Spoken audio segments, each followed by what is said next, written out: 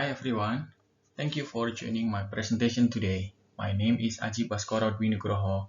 I am alumni from Plant Molecular Biology Lab in University.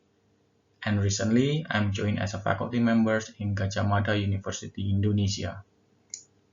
Today, I would like to share the recent work in Plant Molecular Biology Lab entitled Epigenetic Regulation of 2-oxoglutarate-dependent dioxygenase determines specific aliphatic glucosinolates profiles in radish and Chinese cabbage. This study focused on why radish accumulates high level of glucoraphasatin while Chinese cabbage shows only small trace amounts. We discovered that the key differences are not only genetic but also epigenetic, especially the histone modification that regulate corresponding biosynthetic gene. Through metabolic profiling, gene expression analysis, and chromatin studies, we reveal how epigenetic regulation drives species-specific glucosinolate production. With that overview in mind, let's move to the next slide, where we will explore why radish and Chinese cabbage differ in their glucosinolate profiles. We know that plants are amazing organisms. Unlike animals and humans, plants cannot move to escape unfavorable conditions. Because of this immobility, they must continuously respond and adapt to any environmental changes they encounter. Moreover, they possess an extraordinary ability to perceive cues from their surroundings such as light, temperature, water availability, and even chemical signals from other organisms, and adjust their physiological process accordingly. This adjustment allows them to endure stress and continue growing. When exposed to stress, plants usually activate a wide range of internal responses to protect themselves. These include altering their metabolisms, adjusting growth patterns, modifying leaf structure, strengthening their cell walls, and producing protective compounds such as antioxidants, osmoprotectants, and also secondary metabolites. Plants can also regulate gene expressions and active complex signaling pathways, enabling rapid and coordinated responses to both biotic and abiotic stresses. Despite being unable to move like animals, plants have evolved highly sophisticated mechanisms at molecular, cellular, and whole plant levels that allow them not only to survive, but also adapt and even thrive in challenging and dynamic environments.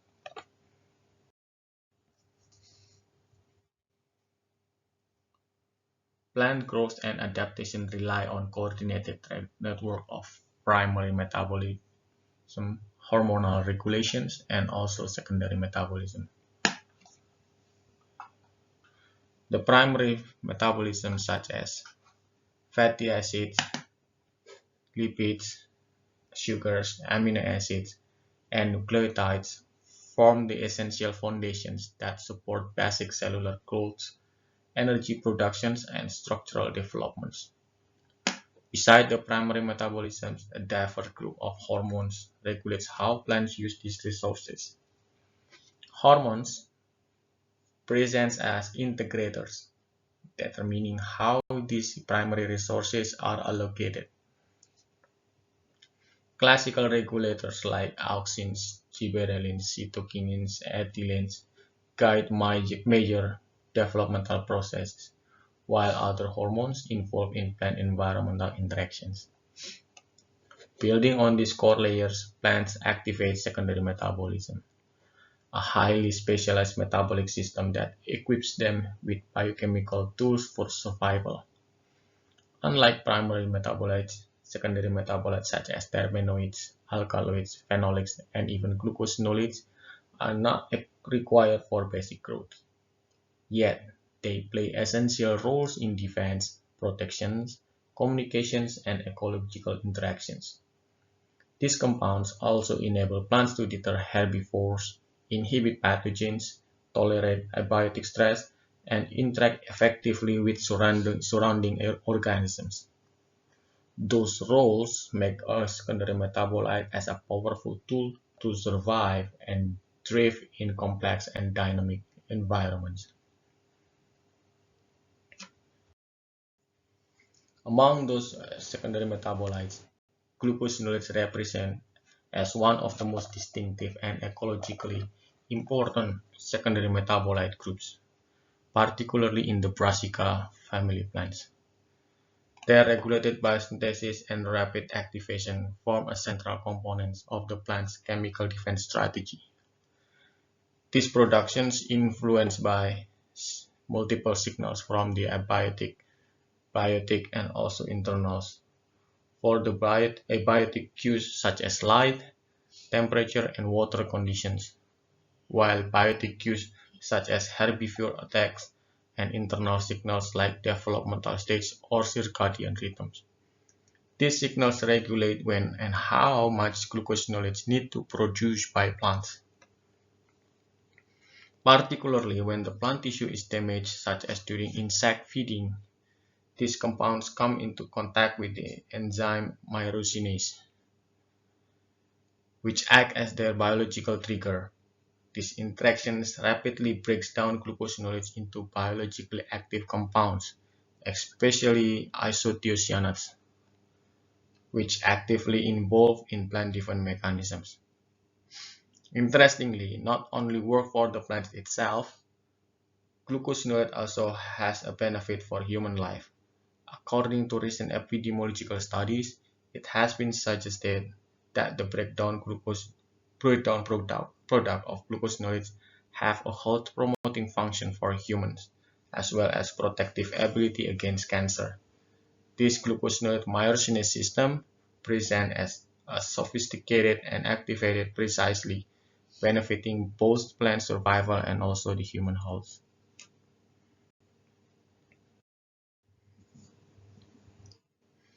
Glucosinolates are known as a diverse group of secondary metabolites that play a key role in plant defense, stress adaptation, and interaction with the environment. Based on the amino acid from which they are derived, glucosinolates are generally classified into three major groups. The first group is the aliphatic glucosinolate, derived from amino acids such as alanine, leucine, isoleucine, valine, and especially methionine. This group is the most abundant in Brassicaceae and includes well-known compounds like sinigrin and glucoraphanin. The second group is the indole glucosinolates, derived from tryptophan. These compounds play an important role in plant defense signaling and stress responses. And the third group is the aromatic glucosinolates, derived from phenylalanine and tyrosines. Although less abundant, they contribute to plant defense and characteristic flavors in certain species, for example, gluconasturdine. Up to now, studies have been reported that more than 130 different glucosinolates have been identified across plant species.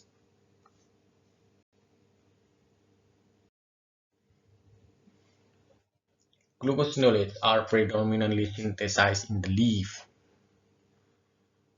and undergoes long-distance transport to be translocated via the phloem to sink tissue, where glucosinolate will be used or stored.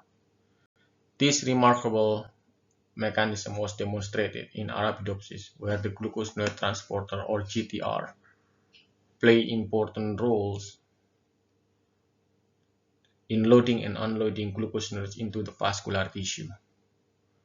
These GTR transporters selectively recognize different glucosinolate types and actively shuttle them across membranes. This transport allowing glucosinolates to move a long distance between source and sink tissue.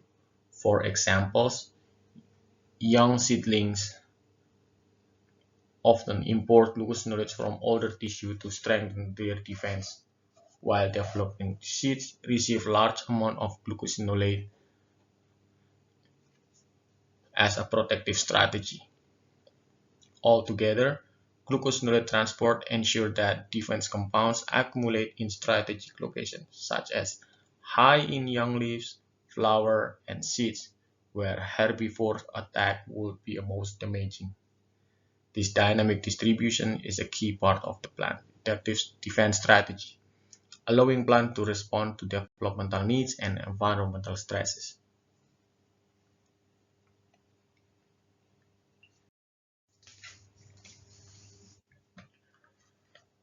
The biosynthesis of glucosinolates follows a well-organized pathway, but the number of steps involved in differs between aliphatic and indolic types. In general, glucosinolate biosynthesis can be divided into three major steps: chain elongation, core structure formation, and secondary modification or side chain modification. Indolic glucosinolates, which are derived from tryptophan, require only two steps: core structure formation and side chain modification, making that pathway simpler than that of aliphatic glucosinolate. In contrast, aliphatic glucosinolates, derived mainly from methionine, involved in all three major steps. The first step in aliphatic glucosinolates is the chain elongation process, in which the precursor amino acid undergoes repeated cycles of condensation and modification to extend its carbon chain. The second step is core structure formation, where the elongated amino acid is converted into common glucosinolates backbone. Finally, the third step is secondary modifications, which produce structural diversity by adding chemical groups such as hydroxyl, methylsulfonyl, or aromatic decorations. These modifications contribute to the wide array of aliphatic glucosinolates found across brassica plants.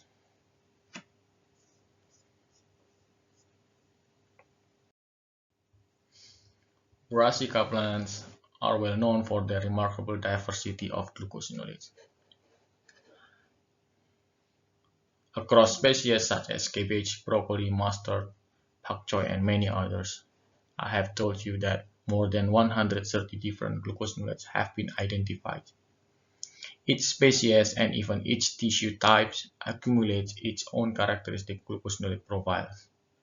This chemical diversity forms the backbones of the Brassicaceae defense system and contributes to the distinctive flavors, aromas, and health-promoting properties of these crops.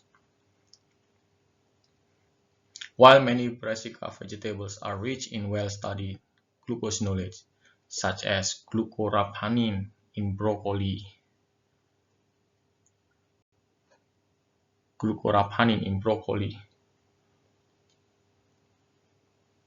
or green in mustard,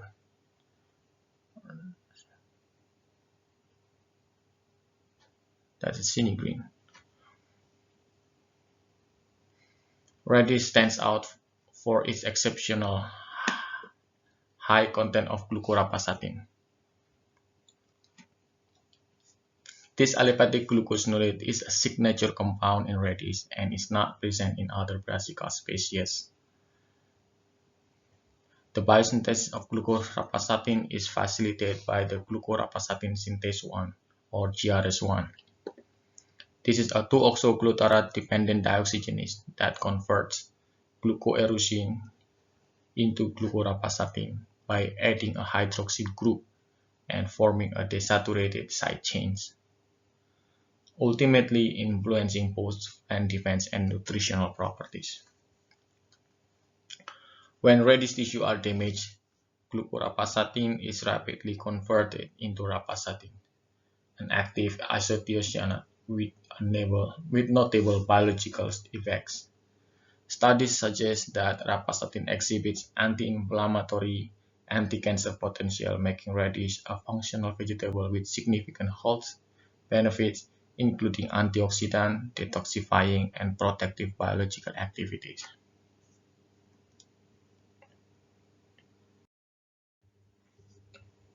In radish plants, glucoraphanin stands out as one of the most abundant glucosinolates.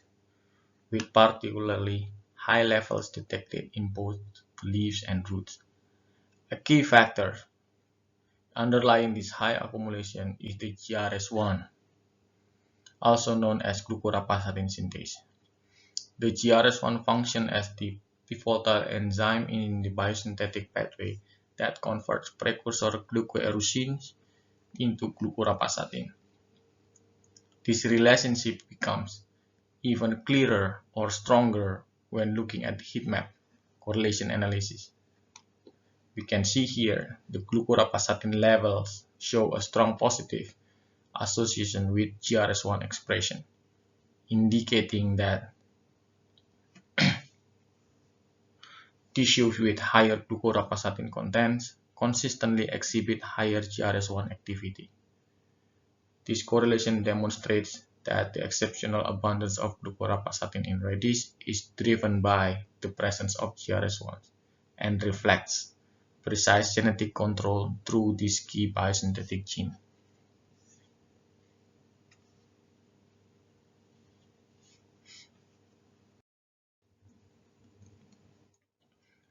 The biosynthesis of glucosinolates, including glucorapacitin in radish, is strongly influenced by the plant's developmental stage. During the vegetative phase, when the plant is actively producing leaf and roots, the biosynthetic pathway is highly active.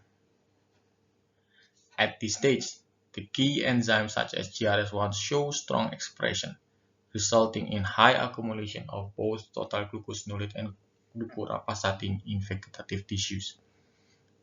However, as the plant transitions into the reproductive stage,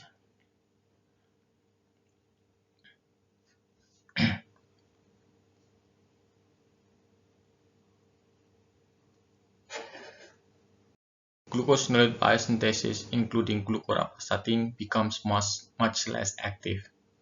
Enzyme expression declines and both total glucosinolates and glucorapacitin content drop significantly. Energy and resources shift away from defense chemistry and toward flowering and seed formation, which leads to the reduced glucosinolate level typically observed in older all-bolting radish plants.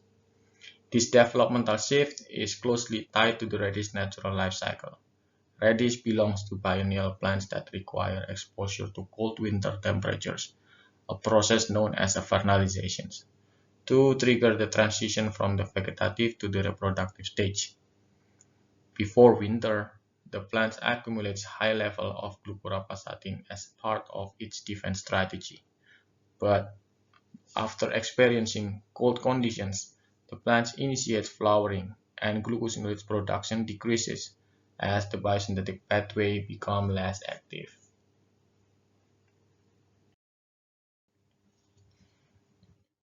Based on the glucorapacitin observation, it becomes clear that radish follow a highly specialized glucosinolate pathway.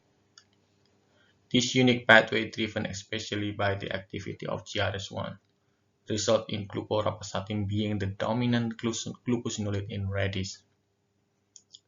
Such specialization sets radish apart from other Brassica family plants, which typically accumulate major glucosinolates like glucorapanin or sinigreen.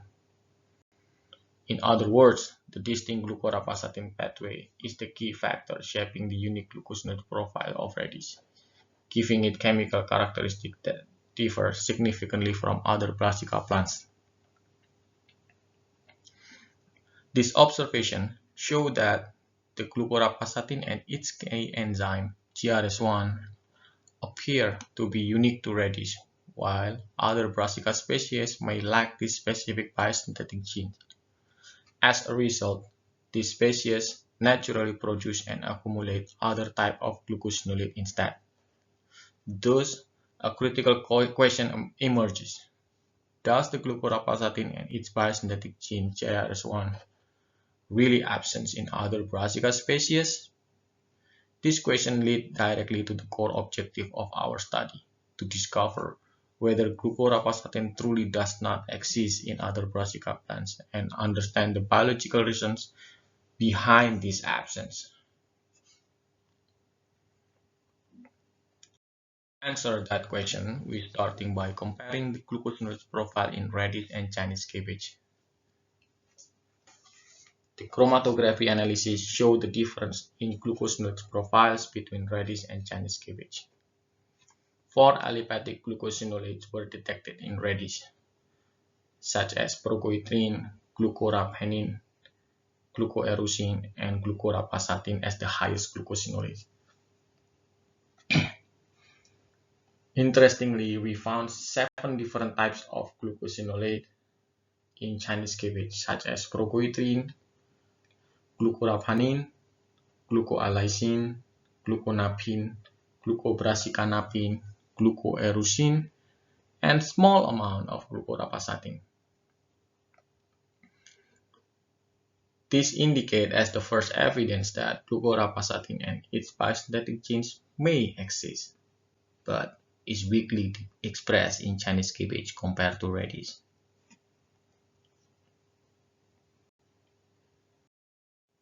To further confirm the presence of glucorapasatin in Chinese cabbage, reusing LCMS analysis was performed, using the radish as the original and well-known source of glucorapasatin as a reference. The LCMS chromatograms reveal that the glucorapasatin that were extracted from Chinese cabbage display similar or ion peaks identical to those of glucorapasatin from radish, specifically at 338, 384, and 677.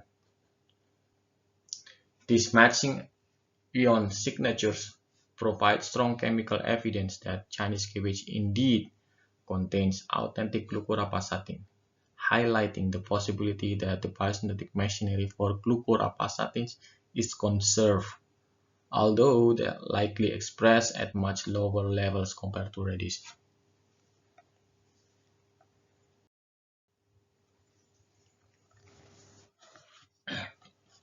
Further, we measured the glucosinolates compositions and proportion in the leaves of radish and Chinese cabbage across different developmental stages. The results show that during vegetative development, glucorapasatin is the dominant aliphatic glucosinolates in radish leaves, consistently accounting for more than 80% of the total aliphatic glucosinolates is glucorapasatin. Meanwhile, in Chinese cabbage, around 4% only of glucorapasatin was detected, even it's only at 4 weeks, and became undetectable at 8 and 12 weeks. These patterns indicate that Chinese cabbage may possess the biosynthetic ability to produce glucorapasatin, but its expression probably suppressed or weakly regulated as development process. In the root tissue, the content of glucorapasatin remained abundant in radish, reflecting its well-established and highly active glucorapasatin biosynthetic pathway. Meanwhile, in Chinese cabbage, glucorapasatin was more consistently detected in the roots throughout vegetative development, rather than in leaf. This contrast suggests that Chinese cabbage may regulate glucorapasatin production differently between organs, maintaining low but steady in roots while limiting or suppressing its accumulation in leaves and development progress. Thus, the organ-specific pattern in Chinese cabbage and dominant glucorapasatin accumulation in both leaf and root of radish show that radish possesses a specialized and strongly expressed glucorapasatin pathway, whereas Chinese cabbage exhibit only a weak or partial, leading to distinct glucosinolates profiles between the two species.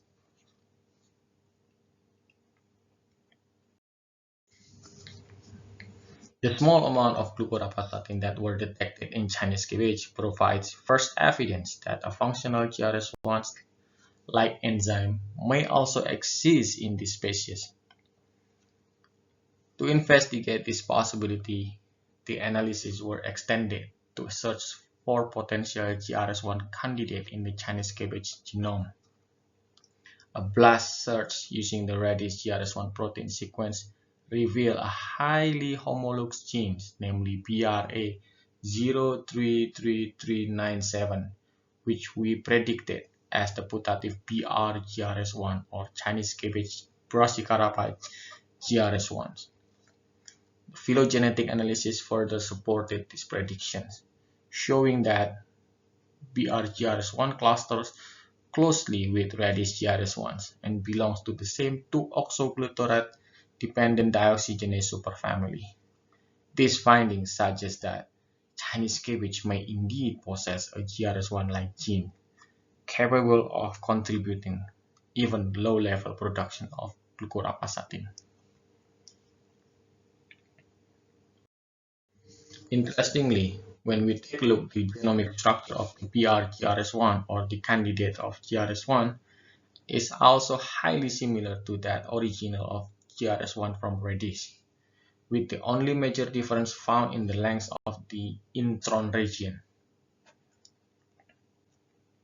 In addition, BR-GRS1 contains the same conserved motif domains. This is interesting because we can find the 2-oxoglutarate Fa2 oxygenase domain and the dioxygenase domain, which both of them are characteristic features of enzymes belonging to the dioxygenase superfamily. This structural conservation provides strong evidence that GRS1 in Chinese cabbage may function as the GRS1 in radish, potentially enabling the biosynthesis of glucorapasatin in this species, although in lower levels. These findings suggest that the potential for glucorapasatin biosynthesis is not completely absent at the genomic level, but its expression is likely limited by other mechanisms.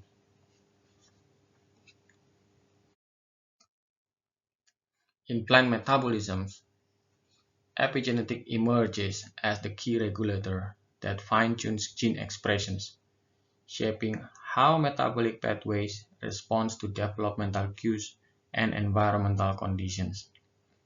This regulatory layer is especially important in the biosynthesis of secondary metabolites such as alkaloid, flavonoid, terpenoid, and phenolic. The epigenetic regulation provides a plausible mechanism behind the differences profiles of glucosinolates in radish and Chinese cabbage. The differences in DNA, such as in histone marks, could suppress GRS1 transcription in Chinese cabbage, even when the gene sequence itself is intact. Such epigenetic repression would limit glucorapasatin biosynthesis, resulting in the lower accumulation observed in this species. This insight points toward epigenetic regulation as a potential factor shaping the distinct glucosinolate biosynthetic landscapes of radish and Chinese cabbage, and may explain why glucorapasatin accumulates abundantly in radish but still remains low in Chinese cabbage. So, why epigenetic? It's because epigenetics play a significant role in regulating gene expression, from growth and development to stress management like a switch mode. Epigenetic mechanisms, including DNA methylations, histone modification, and small RNA, play a crucial role in regulating the expression of genes associated with important agronomic traits. These epigenetic regulations have been shown to impact essential processes from vegetative until reproductive developmental growth. Particularly, recent studies show that histone modification are one of the important factors in epigenetic modification which helping plants to cope with harmful environmental stressors. What is histone modification? Histone modification is one of the epigenetic regulatory mechanisms that modulate the chromatin structure and affect various DNA template processes, including gene transcription and DNA replication. Genetic studies provided important information and identified the factors which involved in epigenetic process that were called polycomb group or PCG. The polycomb groups proteins form large multimeric protein complexes, namely polycomb repressive complex or PRCs. The polycomb repressive complex play pivotal roles in plant developmental programs by epigenetically modifying chromatin. PRC traditionally divided into PRC1 and PRC2. This is PRC1 and this is the PRC2. Both of the PRC contain essential protein complex for plant development. For the PRC1, it catalyzes monoubiquitination on histone 2A, which is important part of the transcription repression machinery. Meanwhile, the PRC2 mediated deposition of methyl group in histone number 3 on lysine 27.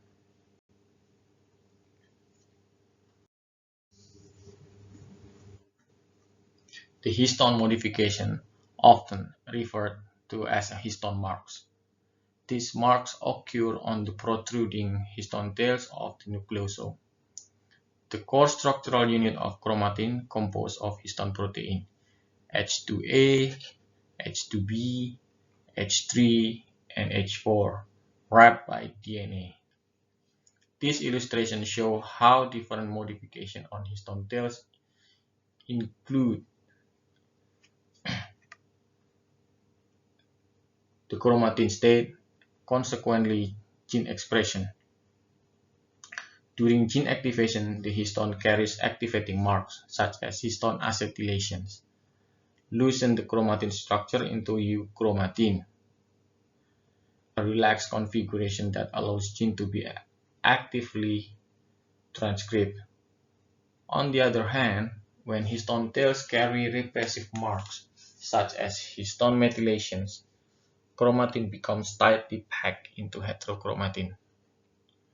A condensed form that prevents transcriptional machinery from accessing DNA typically leads to gene silencing. As an example, this is H3K27 trimethylations, one of the most well-characterized repressive marks associated with polycomb repressive complex 2, or PRC2. These marks play a central role in long-term gene repression, particularly in controlling developmental regulators and stress-responsive genes, which commonly found in Brassica family plants.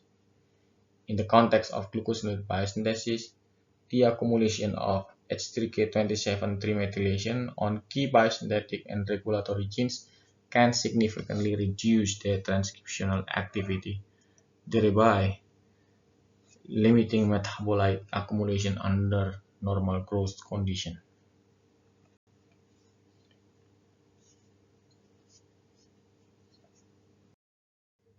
Recent studies have revealed that epigenetic mechanisms also play a significant role in the biosynthesis of glucosinolates. Beyond the classical enzymatic pathway and transcriptional networks, epigenetic regulation has been reported involved in the regulation of glucosinolates biosynthesis. These epigenetic marks can determine the accessibility of key genes involved in chain elongation, core structure formation, and also secondary modification, ultimately shaping the type and abundance of glucosinolate produced in different tissues and developmental stages. This emerging evidence positions epigenetic as an important layer of control is defining species-specific glucosinolate profiles and metabolic specialization within the Brassicaceae family.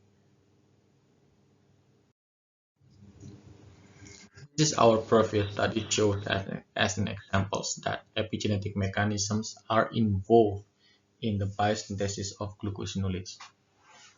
Briefly, glucosinolate biosynthetic genes are positively regulated by a group of MIP transcription factors, including MIP28, MIP29 for aliphatic glucosinolates, and MIP34, MIP51, MIP122, and OBP2 for indolic glucosinolates. In our earlier work, RNA sequencing and chromatin immunoprecipitation sequencing analysis revealed that the transcript level of these MIP domain genes are epigenetically controlled through the action of curly leaves, one of the core components of the polycomb repressive complex 2 or the PRC2. The curly leaves plays a crucial role in repressing glucosinolate-related transcription factors by functioning as a histone methyltransferase that catalyzes the deposition of the repressive H3K27 trimethylation mark.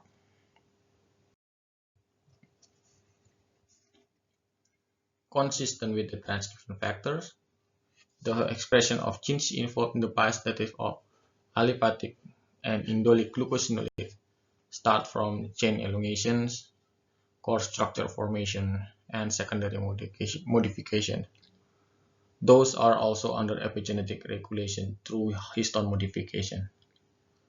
The chromatin immunoprecipitation sequencing analysis revealed the presence of the repressive H3K27 trimethylation mark on many of these genes, showing around 54% enrichment for aliphatic pathways and 60% enrichment for indolic pathways. The deposition of H3K27 trimethylation suggests that a substantial portion of the glucosinolate biosynthetic network is maintained in transcriptionally restrained state under normal growth conditions.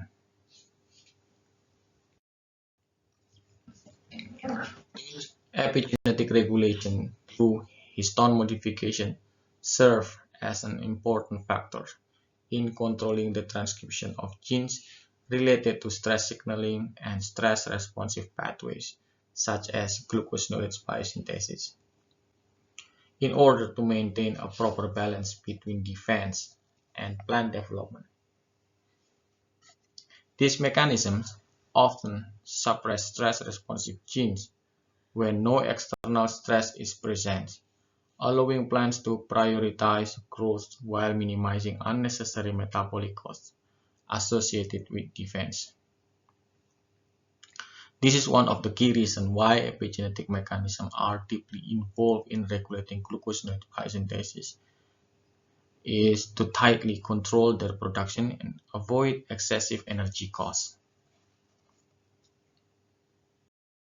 Okay, after that, let's back to the GRS1 stories.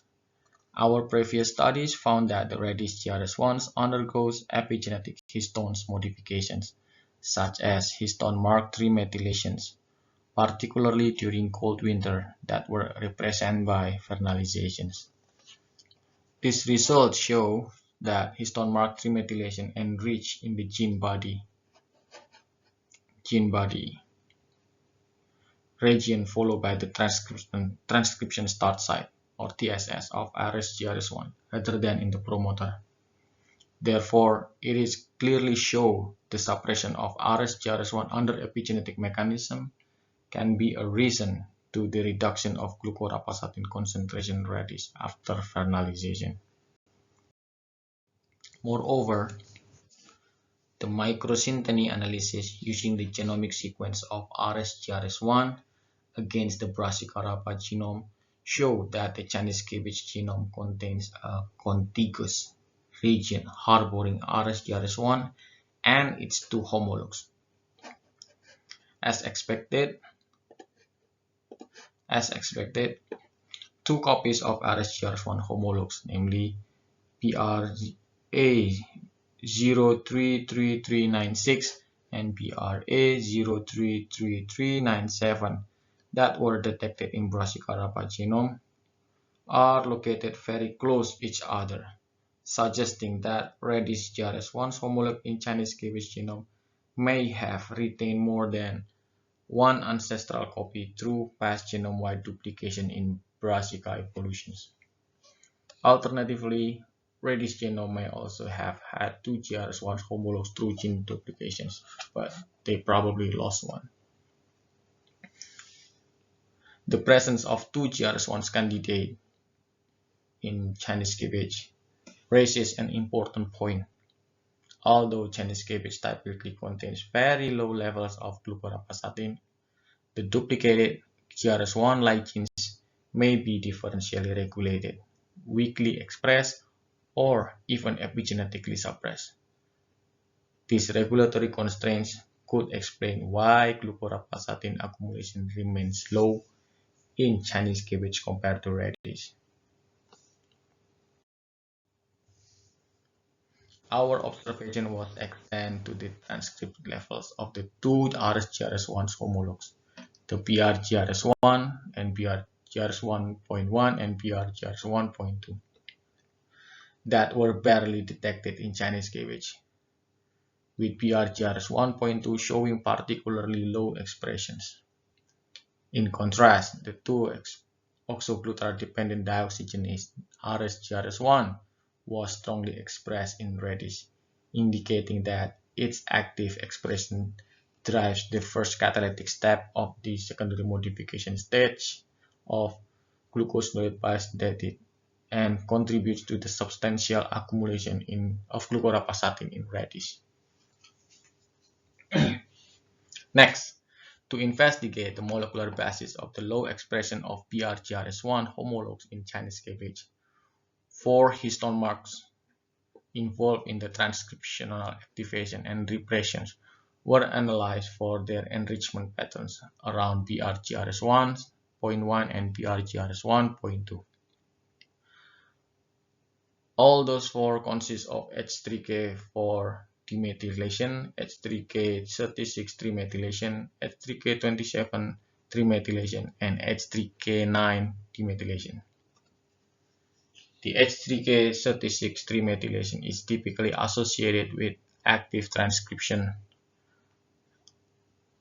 while H3K4 demethylation, H3K27 trimethylation, and H3K9 demethylation are linked to gene expressions. Our chromatin immunoprecipitation sequencing analysis revealed that the genomic region of BRGRS1.1 lacked enrichment for all examined histone marks, implying that BRGRS1.1 is constitutively silent. Meanwhile, the BRGRS1.2 shows substantial enrichment of 2 repressive histone marks, H3K4 demethylation and H3K27 trimethylation, indicating that it is epigenetically suppressed. Thus, the results show that probably the small amount of BRGRS1.2 expression in Chinese cabbage leaf tissue due to under 2 histone repressive marks might contribute slightly to glucorapasatin production in the leaf of Chinese cabbage. After that, the glucorapasatin may then directly transported to the roots of Chinese cabbage via the GTR transporter system, which could explain why we cannot find any glucorapasatin in the leaves of Chinese cabbage. In summary, our study revealed that the contrasting glucorapasatin levels between radish and Chinese cabbage are largely driven by the differential epigenetic regulation of GRS1 homologs. In radish, RSGRS1 is regulated mainly by a single repressive histone mark, H3K27 trimethylation, which is still allows relatively active GRS1 transcription and leads to high glucorapasatin accumulation.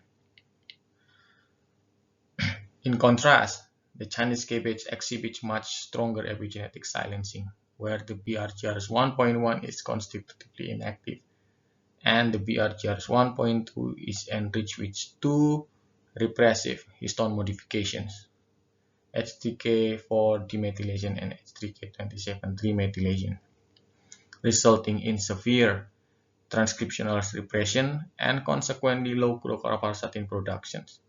This finding demonstrates that although the genomic potential for glucorapasatin biosynthesis is present in Chinese cabbage, its expression is largely constrained by epigenetic mechanisms. This study highlights that epigenetic suppression presents as a key evolutionary factor shaping species-specific glucosinolate profiles within Brassica family plants. This is the reference that I use in this presentation and study. All right, I think that's all for me. Thank you for your attention, and I hope this session has provided new insight and sparked further interest in the role of epigenetic in plant secondary metabolisms. I hope all of you have a wonderful day. Thank you for thank you for joining me.